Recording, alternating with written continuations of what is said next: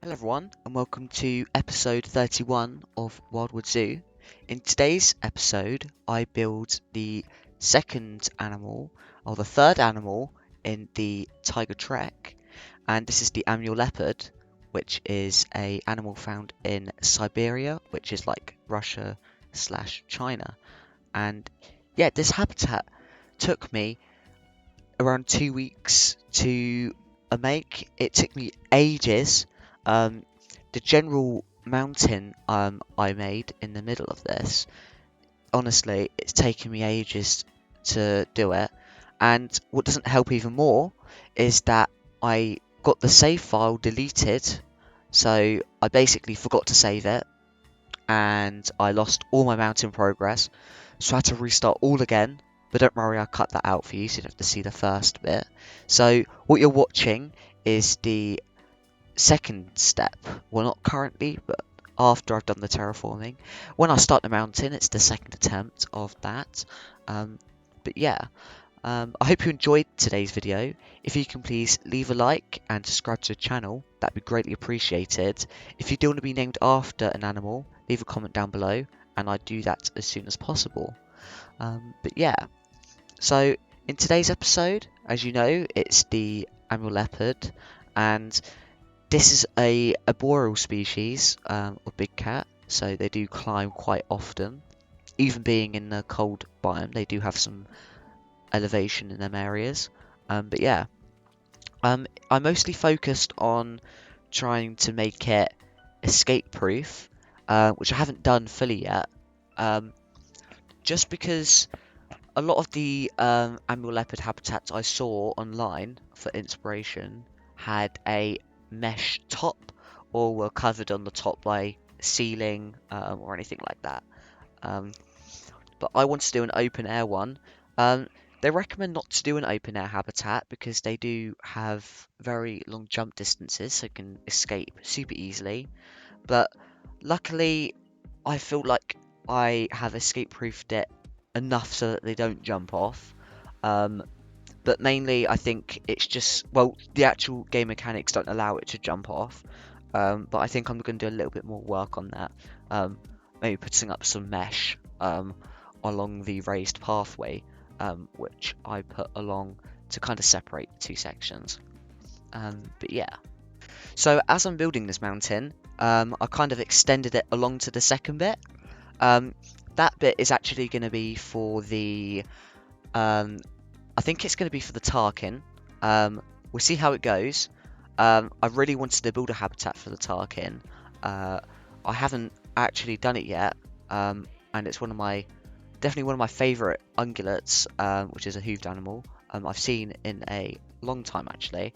I didn't even know they existed till when this came out. So, and I've done a couple of research on them. So yeah, quite recent, I found out about them, and thanks to Planet Zoo I learned about them. They're one of my favourite hooved animals now. I don't know, they're just so fascinating how they're just like goats but not goats at the same time. They're just so cool, like mountain goats, but they look really cool. So that's going to go there, and then that's going to start the China Himalayan sort of merging between the Amur leopard and the Siberian forest. So yeah, it's kind of just like that merging. Because in China, northern China, there is a couple of Amur leopards. I think there's like 50 of them or something adults. So yeah, it's quite important that I include them. For the barrier of the habitat, I used the blueprint again on that Arctic fence blueprint. I feel like, I don't know, if there's enough protection between you and the animal. It's a bit interesting how, like, far the animal can actually jump. So I thought, because obviously it's a leopard, so it's arboreal, it can jump really far. So the main challenge of this habitat was trying to make areas where it can't jump out, which can be quite difficult at times, especially when you're working with a raised pathway to the right, and obviously trying to stop guests from jumping in. But I have used the aquatic fence, which you can get from the aquatic pack, which is now on console too, and that is kind of the so it's quite a good like separation area. They have it a lot in zoos. Sadly, they kind of did it after the Harambe incident, a lot of newer habitats. So when that kid fell in that enclosure, they obviously changed it around a little bit, and added a fence, and they start doing that more now, which is quite important to protect the children and people there in case they fall in, which can be quite common actually, surprisingly. Yeah, especially for habitats like this where when you fall in, you would go directly in the habitat, and it's a dangerous species at that. So as I'm adding details to the central mountain, it was quite important that I detail it a little bit more than I did on the Indian rhino. You can probably guess that it looks a bit like the Indian rhino habitat for those that watched that one. It's very similar in design, and I do think I look at it once or twice in this sort of shorts. It's not short at all, but you know what I mean. But yeah, so I think one of the most important things with this mountain is to try and make it look not realistic in the fact that it looks like it was made around it, the zoo itself.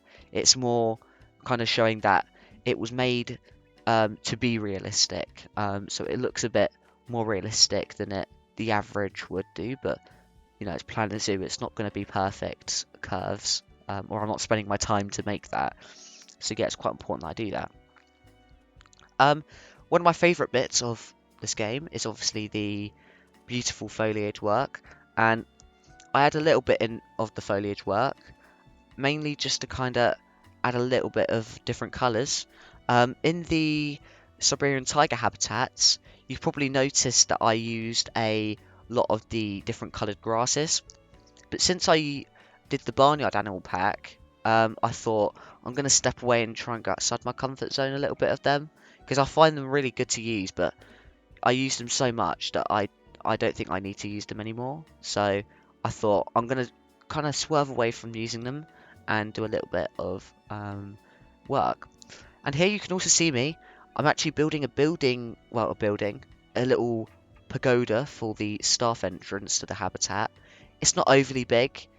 It's not a backstage area. The mountain is kind of like a half backstage, half not. But we went through, I think, 2 iterations of this. But yeah, I love this outhouse area. It's like, I don't know, it's kind of homey. It's nice.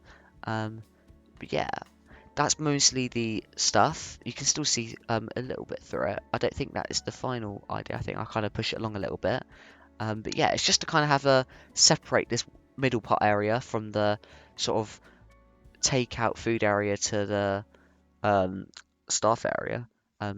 Obviously that's a wooden door, but I don't like the metallic door, so just imagine that's quite a fake wooden door rather than an actual wooden door. It's kind of like a painted.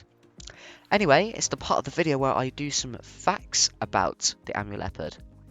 So, the Amur Leopard is the rarest big cat in the world, where there's only around 100 in the wild. That's about estimates, but around the years they've been as low as they reckon 60 and as maybe high as 120. But this is obviously breeding pairs of adults, and I'm pretty sure in 2019 they estimated there to be around in 2019 there was 125 Amur leopards in Russia they found, and 46 in China, which is quite good. They are increasing and kind of stabilizing. They're not decreasing now. There's a lot of conservation efforts. They're quite popular. Well, not these specific ones, but they're quite popular in zoos, leopards, so you do find them about. But the big thing with these leopards is that a lot of them aren't pure breeds. So you'll get leopards which are obviously unidentified species, so that could mean it's, you know, like us, you could be a little bit European, a little bit Asian, all that stuff. So, you know, it could be a bit African, and a bit Asian, a bit Amur leopard, which is quite common. But in the wild, usually it has to be quite a high percentage of the total rate to be the Russian or Chinese version. There's not a big difference between them.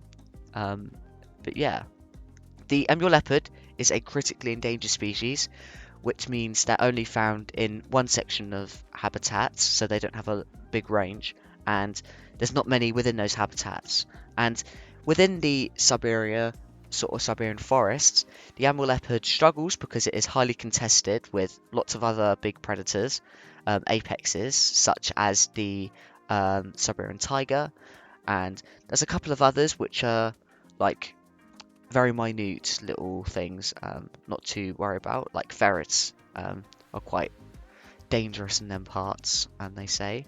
But yeah, so in their native ecosystem, the Amur leopard is at the top of their food chain because they can actually occupy a lot of. They're smaller, so they obviously can stealth around, and they follow the same hunting trails. So they go along the same route most days, and they sleep within the same areas.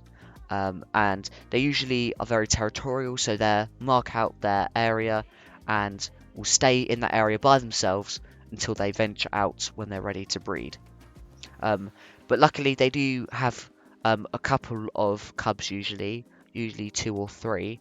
They don't usually just have one; they do usually have more than 3. So it's quite important. If you do look up videos of these leopards, they usually only trail cam footage because that's usually what they can only find. And it's quite important for the Amur leopard to use this because, yeah, they're very, high market value within the poacher industry. So they kind of need to adapt to their local environment and be a bit careful with themselves. So yeah, it's quite important they stay in their local areas. Right. So the thing that makes Amur leopards more dangerous is that they can actually take down prey 3 times their own weight. So the average Amur leopard ranges between about 25 to 48 kilos, which is around 55 to 106 pounds, which is smaller than their African counterpart, but they can do something much larger. So typically it could be an ungulate species, which is the most common along there, which is the sika deer, lots of elk and boar, and eventually it allows them to take down even larger prey. I think there are sometimes moose in them areas you can find as well, which I think they have been. I don't know if they've been seen taking down moose, but I'd imagine they are big enough to do that. Again, they're the same as all animals when it comes to predators. So, Amur leopards were highly poached, and their skin and fur was highly used. Obviously, you can see why. A lot of leopards had that struggle. They do have beautiful fur at that, and people like fur coats, so of course they're using that. But luckily, anti-poaching programs are working, and there's very high levels of protection and enforcement laws, which have made these protected areas where they live very, very good. But sadly,